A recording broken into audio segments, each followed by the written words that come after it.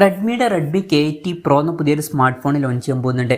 ഈ ഒരു ഫോണിൻ്റെ ഫീച്ചേഴ്സിനെ പറ്റിയിട്ടുള്ള പല കാര്യങ്ങളും ഇപ്പം പറയാൻ കഴിഞ്ഞിട്ടുണ്ട്. അതുപോലെ തന്നെ ഈ ഫോണിൻ്റെ ലോഞ്ച് ഡേറ്റ് ഇപ്പം ഒഫീഷ്യലായിട്ട് കൺഫേമും ആയിട്ടുണ്ട്.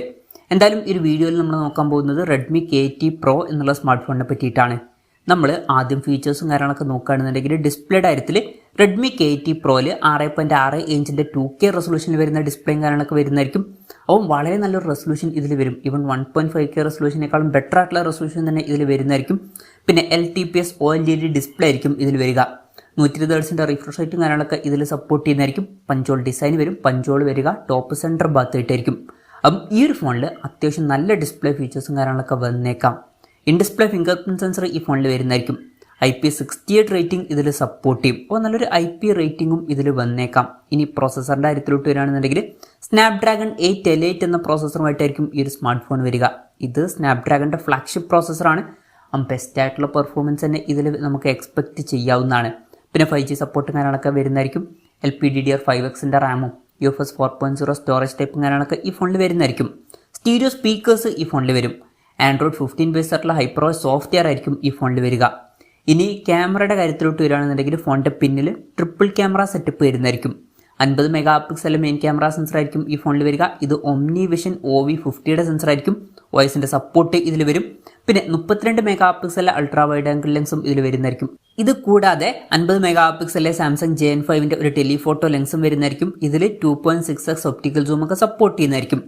പിന്നെ ഫ്രണ്ടിൽ 20 മെഗാ പിക്സലിലെ OmniVision OV20Bയുടെ സെൽഫി ക്യാമറയും വരുന്നതായിരിക്കും. അപ്പം ഓൺ പേപ്പർ നല്ലൊരു ക്യാമറ സ്പെസിഫിക്കേഷനൊക്കെ ഇതിൽ വന്നേക്കാം. ബാറ്ററിയുടെ കാര്യത്തിൽ 6000 mAh ബാറ്ററി വരുന്നതായിരിക്കും. അപ്പോൾ നല്ലൊരു ബാറ്ററി കപ്പാസിറ്റി തന്നെ ഇതിൽ വരും. അതുമാത്രമല്ല 120 വാട്ടിൻ്റെ ഫാസ്റ്റ് ചാർജ് സപ്പോർട്ട് ഇതിൽ വരുന്നതായിരിക്കും. മികച്ചൊരു ചാർജിങ് സ്പീഡ് വരുന്നതായിരിക്കും. അതിൻ്റെ കൂടെ 50 വാട്ടിൻ്റെ വയർലെസ് ചാർജിങ് സപ്പോർട്ടും ഇതിൽ വന്നേക്കാം. പിന്നെ Type C ചാർജിങ് പോർട്ടും ഇതിൽ വരുന്നതായിരിക്കും. അപ്പം മികച്ചൊരു ബാറ്ററി സെറ്റപ്പും കാര്യങ്ങളൊക്കെ ഈ ഫോണിൽ വരുന്നതായിരിക്കും. അപ്പം ഇതൊക്കെയാണ് ഫീച്ചേഴ്സിനെ പറ്റി പറയാനുള്ള കാര്യങ്ങൾ. ഇനി ലോഞ്ച് ഡേറ്റിൻ്റെ കാര്യം പറയുകയാണെന്നുണ്ടെങ്കിൽ November 27 ഈ സ്മാർട്ട് ഫോൺ ലോഞ്ച് ചെയ്യാൻ പോകുന്നത്. പക്ഷേ ആ ഒരു ദിവസം ചൈനീസ് മാർക്കറ്റിലായിരിക്കും ഈ സ്മാർട്ട് ഫോൺ ലോഞ്ച് ചെയ്യുക. ആ ഒരു ദിവസം ഇന്ത്യൻ മാർക്കറ്റിൽ ഈ ഫോൺ ലോഞ്ച് ചെയ്യില്ല. ഇനി ഇന്ത്യൻ മാർക്കറ്റിൽ ലോഞ്ച് ചെയ്യുമോ എന്ന് വെച്ചാൽ ചിലപ്പോൾ ലോഞ്ച് ചെയ്തേക്കാം.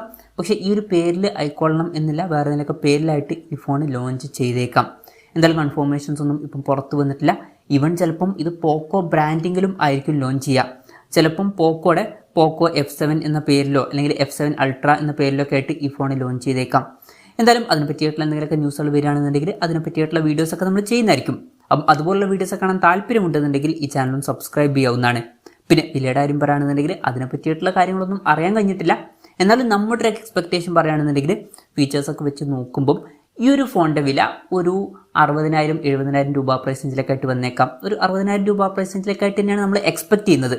കൺഫർമേഷൻസ് ഒന്നുമില്ല, ജസ്റ്റ് നമ്മുടെ എക്സ്പെക്ടേഷൻ പറഞ്ഞു എന്നേ ഉള്ളൂ. എന്തായാലും റെഡ്മി KT Pro എന്ന പുതിയൊരു സ്മാർട്ട് ഫോൺ ലോഞ്ച് ചെയ്യാൻ പോകുന്നുണ്ട്. ഈ ഒരു ഫോണിനെ പറ്റിയിട്ടുള്ള നിങ്ങളുടെ അഭിപ്രായം ജസ്റ്റ് ഒന്ന് കമൻറ്റ് ചെയ്യുക. അതുപോലെ തന്നെ ഈ ഒരു സ്മാർട്ട് ഫോൺ ഇന്ത്യൻ മാർക്കറ്റിൽ നിങ്ങൾ ഏത് പ്രൈസിങ്ങിലാണ് എക്സ്പെക്ട് ചെയ്യുന്നത് എന്നുള്ള കാര്യം കൂടി ജസ്റ്റ് ഒന്ന് കമൻറ്റ് ചെയ്യുക. പിന്നെ എക്സ്പെക്ടേഷൻ പറഞ്ഞ ഭാഗത്ത് പറയാനുള്ളൊരു കാര്യം എന്താ വെച്ചാൽ ചൈനീസ് മാർക്കറ്റിൽ കുറച്ചും കൂടി നല്ലൊരു പ്രൈസിങ്ങിലായിട്ട് ഈ ഫോൺ ലോഞ്ച് ചെയ്തേക്കാം. ഈവൻ ഒരു 40,000-45,000 രൂപ പ്രൈസിങ്ങിലായിട്ട് വരെ ചൈനീസ് മാർക്കറ്റിൽ ഇതിൻ്റെ വില വന്നേക്കാം. ഇന്ത്യൻ മാർക്കറ്റിൽ കുറച്ചും കൂടി കൂടുന്നതായിരിക്കും.